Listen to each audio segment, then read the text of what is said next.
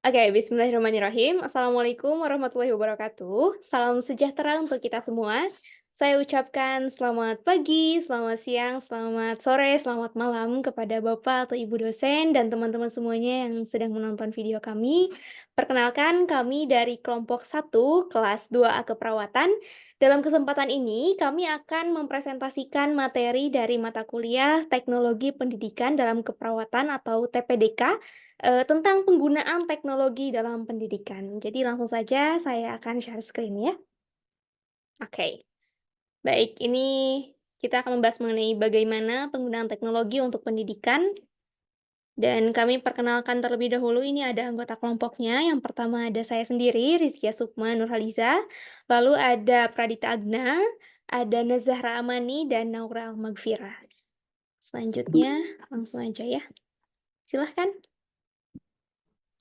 Baik, oke untuk bahasan yang pertama mungkin ada dari saya, yaitu judulnya teknologi untuk pendidikan. Nah, karena pada tahun sebelumnya kita sudah dilanda pandemi yang namanya COVID-19 itu ya, jadi mengharuskan kita itu untuk apa ya, mengimprove metode-metode pembelajaran dan sehingga muncullah ketiga apa ya, metode atau platform yang menunjang PJJ atau pembelajaran jarak jauh tersebut. Yang pertama itu ada MOOC. MOOC itu adalah Massive Open Online Courses, yang kedua ada e-learning, dan yang ketiga ada Learning Management System atau LMS. Sebetulnya ketiganya ini memiliki fungsi dan tujuan yang sama, ya, di mana ini itu adalah platform online yang digunakan untuk menunjang pembelajaran atau dalam pendidikan gitu. Nah, mungkin ada perbedaan sedikit di antara ketiga ini tuh yang pertama MOOC. MOOC ini tuh sifatnya itu lebih global dan lebih luas gitu jangkauannya. Dan ketika daftar atau login gitu ya bahasanya, login ke dalam MOOC ini, itu tidak memerlukan syarat atau ketentuan-ketentuan yang khusus gitu. Jadi semua kalangan juga bisa masuk. Lalu e-learning dan LMS ini hampir sama, kedua ini hampir sama dan software-software bisa lanjut mungkin, Rizky ya? Ya. Kemudian dalam menunjang pendidikan tersebut, kita itu menggunakan berbagai macam software, di mana software ini sangat-sangat membantu dalam metode pembelajaran yang ketiga tadi, ada MOOC, e-learning, dan juga Learning Management System gitu. Nah, di sini tuh dicantuminya 4 ya. Sebetulnya itu banyak banget ya, nggak cuma 4. Cuman ini sebagian besarnya saja dan yang sering dipakai oleh pengajar dan pelajar gitu. Yang pertama itu ada Sakai. Sakai itu nama softwarenya. Dan di sini tuh Sakai itu apa sih sebuah media ya, sebuah media riset untuk berkolaborasi kursus. Kursus itu dalam artian mengadakan suatu pembelajaran gitu ya, secara tatap maya, lalu mengajar dan tersedia dalam dua sistem, yakni ada cloud dan self-hosting. Selanjutnya ada Moodle. Nah, ini dia. Ini adalah software yang saya sering temukan dan tidak sedikit pengajar ini menggunakannya. Nah, karena di sini tuh menyediakan fitur-fitur yang mendukung sekali program pembelajaran, baik seperti online, seperti forum diskusi, lalu ada chat, lalu juga ada tempat pengumpulan tugas, sehingga guru-guru yang menggunakan platform ini bisa langsung menilai atau mengevaluasi tugasnya tersebut gitu. Lalu selanjutnya ada WebCity. WebCity ini menyediakan papan diskusi, sistem email, dan obrolan secara langsung bersama dengan konten termasuk dokumen dan halaman web. Nah, jadi ini tuh apa ya? Betul-betul pembelajarannya tuh bisa melalui teks, chat, dan juga video langsung tatap muka gitu. Selanjutnya ada Blackboard. Di sini Blackboard itu menyediakan berbagai fitur seperti kemampuan untuk mengunggah dan mendistribusikan materi, dan membuat juga menilai tugas, serta memfasilitasi diskusi dan penilaian secara online. Selanjutnya. Nah, lalu ternyata tidak hanya platform-platform saja, ternyata sosmed juga bisa menunjang atau mendukung selama pembelajaran gitu ya.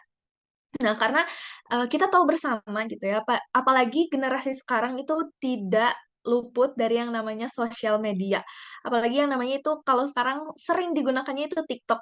Cuma di sini lupa ya nggak dicantumnya TikTok. Di sini tuh benar-benar apa ya mempengaruhi sangat-sangat mempengaruhi remaja sekali gitu ya. Karena FYP atau apa ya video-video yang muncul di beranda TikTok itu akan mengikuti sesuai dengan keadaan sekarang gitu.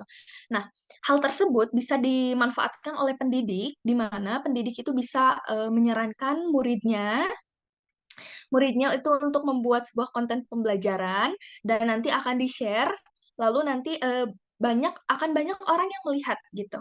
Akan banyak pengguna-pengguna yang melihat video tersebut dan juga apabila guru biasanya kalau guru menyuruh untuk anak membuat konten seperti itu, mereka itu akan muncul sebuah motivasi yang sangat apa ya, lebih menarik gitu. Motivasi untuk lebih ingin belajar gitu. Karena akan berbeda dengan anak yang hanya membaca buku saja, tulisan saja yang dilihat, dibandingkan dengan video-video yang muncul di TikTok tersebut.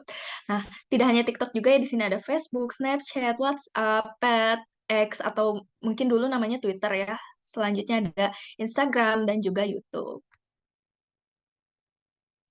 Nah, contoh lainnya juga, di sini ada wiki, gitu ya. Nah, wiki itu sama sama seperti website-website seperti itu ya. Lalu selanjutnya ada podcast. Nah, podcast ini mungkin lebih ke metode ya, metode yang bisa dilakukan oleh guru ketika pembelajaran.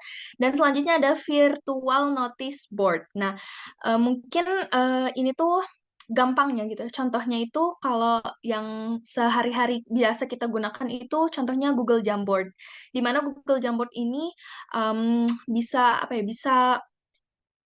Kita itu bisa berkolaborasi gitu dan juga berinteraksi terhadap materi-materi yang disediakan oleh guru bersama dengan pelajarnya gitu ya. Nah, Google Jamboard itu kan salah satu aplikasi yang dikembangkan oleh Google gitu ya.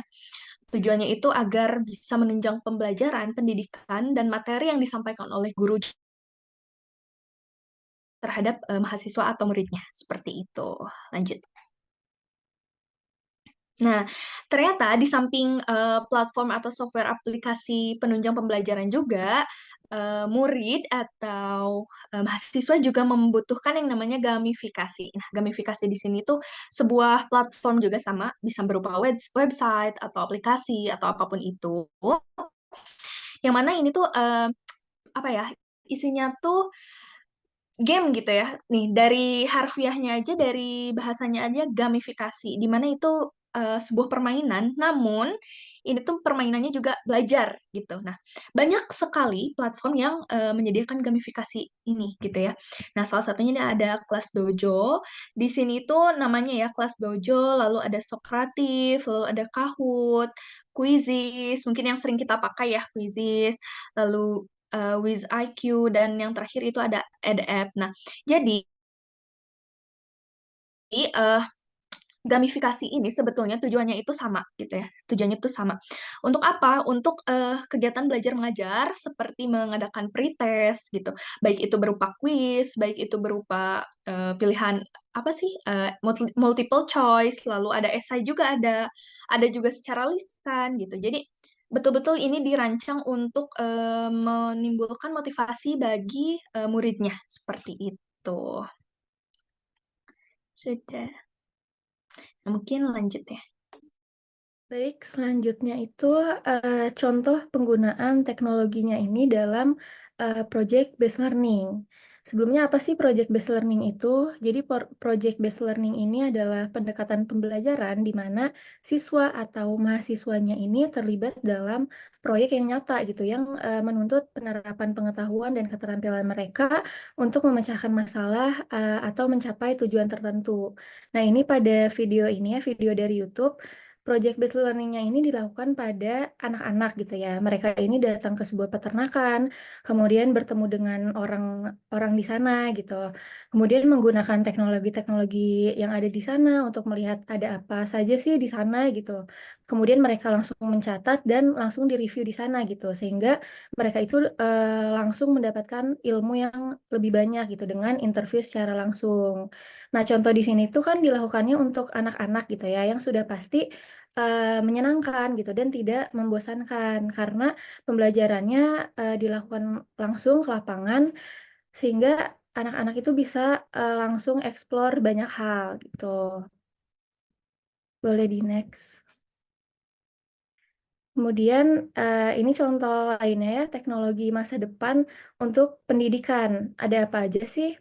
Yang pertama ini yang sering banget kita temui dan sudah kita pakai ya pada para mahasiswa, ada artificial intelligence atau AI. Ini tuh cabang ilmu komputer yang bertujuan untuk menciptakan mesin yang dapat melakukan tugas yang biasanya memerlukan kecerdasan manusia atau istilah mudahnya tuh jadi si program komputer ini tuh dirancang untuk meniru kecerdasan manusia gitu. Jadi kalau misalnya kita nih mau nyari sesuatu, nanya suatu hal lewat AI, pasti AI itu dapat menjawab secara langsung gitu dan tepat. Beda halnya dengan kita nanya ke Google. Kalau misalnya ke Google kan biasanya jawabannya secara umum dan kita harus lebih apa ya nyari nyari lagi gitu. Kalau AI itu dia lebih to the point. Dan misalnya untuk kita mau nanya minta lukisan nih, kita tinggal mendeskripsikan isi lukisan itu, nanti si AI ini bakal memberikan si lukisan itu gitu. Kemudian yang selanjutnya ada Big Data Analytics. Ini tuh merujuk pada proses pengumpulan dan menganalisis dan juga mendapatkan wawasan dari volume data yang besar, yang kompleks atau biasanya disebut Big Data. Kemudian yang selanjutnya ada Internet of Things. Ini tuh konsep di mana objek fisik seperti perangkat elektronik, kendaraan, atau peralatan rumah tangga itu tuh dapat dihubungkan ke internet gitu yang ada di misalnya di handphone kita dan mereka itu bisa saling berkomunikasi dan berinteraksi satu sama lain kayak misalnya perangkat rumah kayak vacuum cleaner itu bisa disambungkan ke di Bluetooth ke HP kayak gitu kan sekarang udah canggih gitu ya. Terus yang selanjutnya ada 3D printing. Kalau 3D printing ini tuh sebuah teknologi produksi suatu objek tiga dimensi yang dilakukannya melalui proses layer by layer printing gitu. Nah, teknologi tersebut tuh memungkinkan kita untuk mencetak suatu model digital menjadi sebuah objek fisik yang sama dengan desain aslinya gitu. Mulai dari objek yang mudah hingga objek geometri yang rumit pun dapat dilakukan dengan si 3D printing ini gitu. Kemudian yang terakhir ada virtual reality. Ini tuh sebuah teknologi komputer yang dapat membuat si pengguna ini mampu untuk berinteraksi dengan lingkungan di dalam dunia maya yang disimulasikan gitu sehingga kita ini terasa seperti ada di dalam lingkungan tersebut, di dalam dunia maya tersebut. Ini contohnya ya, jadi kayak kita pakai kacamata dipasangin ke kepala kayak gitu. Boleh, next. Kemudian ini tuh apa sih yang teknologi masa depan tawarkan? Yang pertama ada personalisasi pembelajaran. Nah, jadi teknologi ini dapat memungkinkan pengalaman pembelajaran yang lebih personal gitu dan disesuaikan dengan kebutuhan individu. Kenapa? Karena dengan menggunakan algoritma atau analisis data gitu ya, teknologi ini tuh dapat misalnya nih menggunakan AI. Jadi dapat mengidentifikasi kekuatan atau kelemahan mahasiswa gitu serta memberikan materi pembelajaran yang sesuai dengan gaya belajar mereka, minat pribadi mereka, dan tingkat kelemahan atau kekuatan mereka gitu. Lalu keterlibatan siswa secara aktif, misalnya dengan melalui aplikasi yang interaktif gitu ya, atau dengan adanya permainan yang edukatif, teknologi ini tuh dapat menciptakan pengalaman belajar yang lebih menarik, praktif, dan juga partisipatif ya tentunya. Sehingga siswa itu dapat terlibat dalam eksplorasi mandiri, bereksperimen, dan juga berkolaborasi dengan teman-teman teman-teman sekelasnya gitu. Kemudian nilai tambah pelajaran di sekolah. Sudah pasti ya, teknologi itu dapat memberikan nilai tambah dalam pengajaran di sekolah karena dengan menyediakan akses ke sumber daya yang lebih luas dan beragam gitu. Misalnya melalui internet dan platform digital, siswa ini atau mahasiswa gitu dapat mengakses materi pembelajaran misalnya dari e-book, video-video dan sumber daya pendidikan lainnya gitu sehingga dapat memperkaya pengalaman belajar mahasiswa atau siswa gitu sehingga memungkinkan kita sebagai mahasiswa untuk menjelajahi topik yang lebih mendalam. Kemudian ada self-regulation, misalnya nih menggunakan aplikasi dan perangkat lunak, ini tuh dapat membantu kita untuk mengatur waktu, mengelola tugas, dan juga melacak udah sejauh mana sih kita tuh belajar gitu. Sehingga dapat memberikan umpan balik yang membuat kita tuh dapat memantau dan mengatur diri kita sendirilah gitu. Lalu yang terakhir ada fokus pada inquiry. Ini tuh apa ya kayak kalau misalnya pembelajarannya tuh berbasis inquiry itu tuh dapat mendorong kita untuk sering bertanya, mengeksplorasi dan juga menemukan pengetahuan kita sendiri gitu. Karena melalui alat dan aplikasi yang memfasilitasi riset, eksperimen dan virtual gitu, teknologi itu dapat membantu mahasiswa dalam mengembangkan keterampilan yang berpikir kritis gitu, kemampuan pemecahan masalah dan juga keingintahuan kita gitu. Jadi kita tuh bakalan sering bertanya karena kita bakalan kepo akan suatu hal kayak gitu. Boleh next. Oke, sekarang adalah tadi yang melanjutkan dari Naura ya. Apa yang teknologi masa depan tawarkan untuk pendidikan? Ini lebih terkhusus pada pendidikan ya.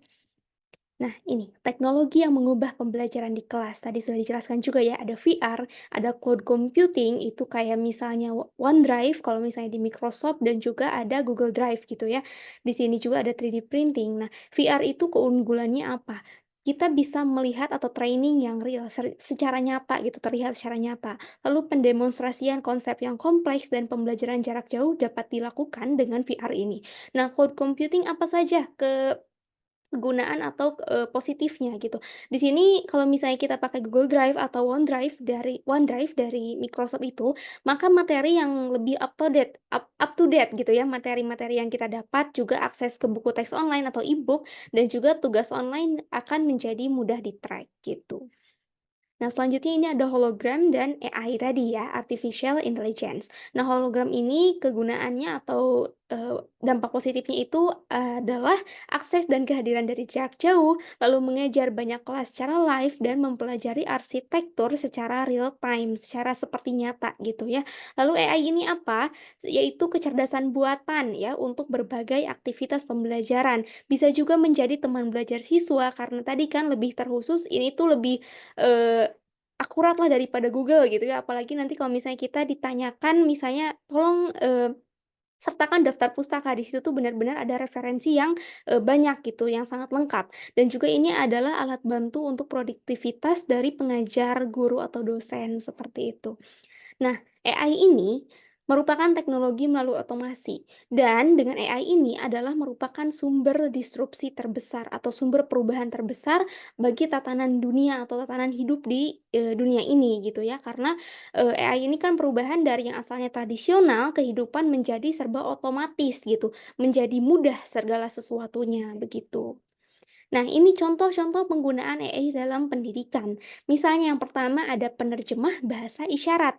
Kita juga bisa menggunakan Google Translate ya. Di situ eee, ada fitur untuk penerjemah bahasa isyarat. Selanjutnya ada agen pedagogis dalam e-learning, lalu grader otomatis, dan chatbot. Nah, ini chatbot itu, misalnya kayak contohnya ChatGPT atau Poi.com yang itu ya, dan seterusnya. Dan ini ada juga, keuntungan-keuntungan dari AI ya. Di sini ada smart content, kita bisa menemukan itu dan di AI itulah.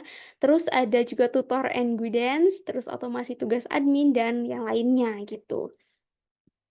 Nah, ini selanjutnya adalah penggunaan VR atau AR dalam pendidikan. Tadi kan AI, sekarang ada lagi istilah VR atau AR. VR itu apa? VR itu adalah virtual reality dan AR itu adalah augmented reality dan keduanya ini berbeda ya, teman-teman.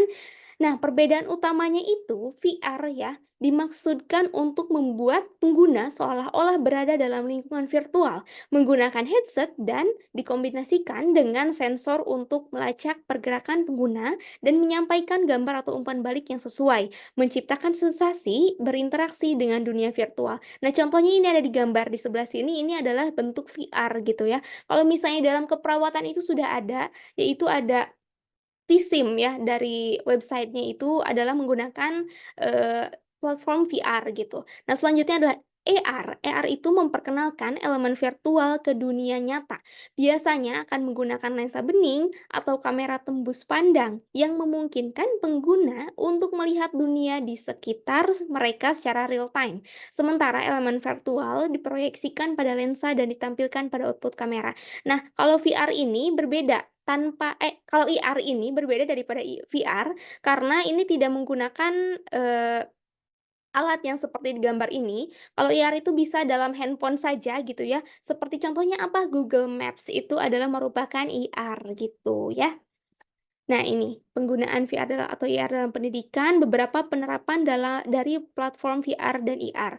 Contohnya ini ada, ya langsung aja ya, History and Geography. Mungkin kalau dalam keperawatan ini bisa kita melihat secara VR gitu ya, pakai alat yang tadi, melihat sejarah keperawatan atau mungkin, sejarah yang dikemukakan oleh Florence Nightingale gitu ya, sebagai pelopor atau ibu keperawatan. Kita bisa melihat sejarahnya dari secara kronologis dan rinci dari VR tersebut. Jadi secara real time, secara nyata, seperti nyata gitu. Selanjutnya adalah medical training. Nah, ini seperti yang saya sudah jelaskan tadi, itu ada Visim, itu sebuah website, yang berbentuk IR seperti itu. Nah ini, penerapan big data analisis dalam pendidikan. Big data itu apa? Tadi juga sudah dijelaskan ya oleh Agna. Big data adalah istilah untuk kumpulan-kumpulan data yang begitu besar dan kompleks, sehingga sulit untuk diproses menggunakan sistem basis data yang ada atau aplikasi pemrosesan data tradisional. Jadi ini yang benar-benar sudah teknologi sekali gitu ya, udah, ya, pokoknya sudah bagus sekali gitu. Inovasi tidak lagi terhalangi oleh kemampuan mengumpulkan data, tapi lebih kepada kemampuan untuk mengelola, menganalisis, meringkas, memvisualisasikan tadi ya seperti VR dan IR, dan menggali pengetahuan yang ada di dalamnya pada saat yang tepat. Contohnya apa? Kayak jejaring dan medsos itu. Lalu ada instrumen sains, ini untuk mengumpulkan berbagai data. Ini ada satelit buatan ya contohnya. Terus ini ada jaringan dan teknologi sensor untuk mengukur berbagai jenis data. Ini misalnya kita kan sedang Zoom ya, kita menggunakan jaringan dan ini jaringan itu bisa mengukur berbagai jenis data. Lalu selanjutnya adalah perangkat mobile yang bisa melacak berbagai objek, seperti itu.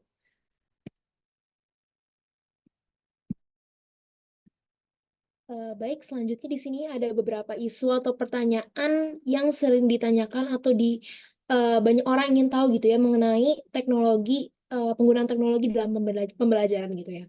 Nah, yang pertama itu adalah berapa lama durasi pembelajaran virtual interaktif jarak jauh yang efektif untuk tutorial atau praktikum gitu yang biasa dilakukan oleh dosen ataupun mahasiswa gitu ya.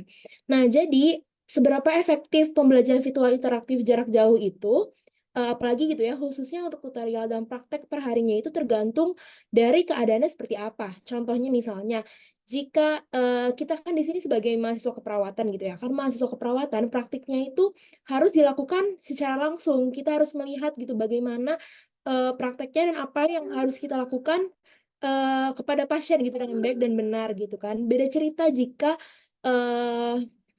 mahasiswa ekonomi atau misalnya mahasiswa hukum yang tidak butuh untuk ketemu secara langsung yang dipraktikkan secara langsung gitu. Nah, untuk hal tersebut dapat dilakukan gitu ya di awal perkuliahan, dosen-dosen itu membuat rencana perkuliahan seperti kira-kira nanti selama 1 semester itu berapa sih durasi pembelajarannya atau berapa kali gitu praktikum yang dibutuhkan ataupun berapa kali pertemuan tatap muka yang nanti semuanya itu akan didasarkan dari kompetensi yang ingin dicapai gitu. Nah, jika kompetensinya itu adalah kebanyakan skill motorik, maka jelas dibutuhkan praktikum secara langsung gitu ya, bertemu secara langsung. Namun jika kompetensi yang dikejarnya itu secara kognitif, maka durasi yang dapat dirancang juga mungkin tidak terlalu banyak dan lebih mudah, kayak kita bisa melakukannya itu lewat Zoom gitu. Boleh selanjutnya? Nah, selanjutnya ini banyak juga orang tua gitu ya khususnya gitu yang ingin tahu gitu dampak buruk dari gadget itu kan biasanya membuat budi pekerti dan karakter anak-anak zaman sekarang tentunya perlu peran dari orang tua gitu untuk mengontrol dan memberitahu contoh yang baik, juga pemahaman gitu bahwa anak-anak harus berhati-hati nih dalam menggunakan sosial media. Jadi kayak apa aplikasi, juga video ataupun misalnya web-web yang bisa diakses oleh anak gitu kan. Contohnya kan saat ini YouTube itu memiliki platform yang namanya YouTube Kids. Nah, YouTube Kids ini tuh dikhususkan untuk isi videonya itu adalah video untuk anak-anak saja gitu. Nah, orang tua itu contohnya itu dapat menggunakan YouTube Kids ini untuk anak mereka gitu, untuk meminimalisir dampak buruk dari penggunaan gadget agar budi pekerti dan karakter anak tidak semakin terkikis. Boleh selanjutnya? Nah, di sini ada salah satu isu yang emang sering sekali pelajar gitu ya, khususnya mahasiswa yang kebingungan gitu dan ingin tahu gitu bagaimana cara mencari data informasi di internet di tengah banyaknya informasi yang similar atau sama gitu ya. Kan biasanya nih kita ketika kita melakukan pencarian atau searching gitu di internet, itu hasil yang munculnya banyak gitu ya. Apalagi kalau misalnya kita nyarinya di Google, kayak banyak hasil pencarian itu yang tidak sesuai sama dan mungkin sumbernya juga tidak akurat gitu. Kita tidak tahu gitu sumbernya itu benar apa tidak gitu kan. Nah, eh oleh karena itu, dalam melakukan pencarian data itu sering digunakan yang namanya systematic review atau aturan dalam mencari informasi di internet. Nah, ketika kita mencari informasi, itu kita tidak boleh sembarangan memasukkan keyword gitu kan. Nah, dibutuhkan keyword yang sesuai untuk mendapatkan hasil yang kita inginkan. Misalnya nih, ada satu keyword yang kita pengen cari, dan ternyata hasil dari keyword itu tuh nggak ditemuin, maka kita bisa menggunakan sinonimnya dari keyword tersebut. Atau misalnya nih, bahasa Latinnya nih dari keyword itu biasanya akan muncul hasil yang lebih spesifik gitu kan. Nah, jika misalnya ketika kita sudah melakukan itu, hasil yang ingin dicari masih luas, keyword itu bisa kita persempit lagi dengan menambahkan keyword yang lebih spesifik gitu agar hasil yang ingin kita temukan itu dapat tercapai gitu kan, dan informasinya tuh nggak banyak dan similar atau sama begitu. Baik, selanjutnya. Oke, kita tutup aja teman-teman. Makasih kepada Bapak dan juga teman-teman semua yang sudah meluangkan waktunya untuk menonton kita. Terima kasih atas perhatiannya. Wassalamualaikum warahmatullahi wabarakatuh. Waalaikumsalam. Terima kasih semuanya.